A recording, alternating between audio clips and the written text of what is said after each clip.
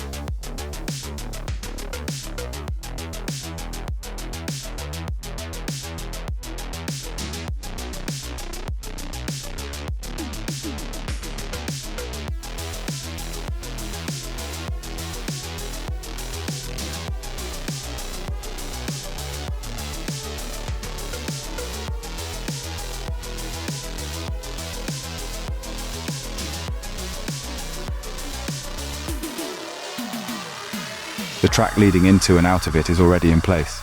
Yes, you heard that right. And at the rate they are going, the whole element, track and all, should be complete within the next week or so. The rapid progress of the construction is a testament to the dedication and hard work of the team, who are just as excited as we are to see this thrilling ride come to life.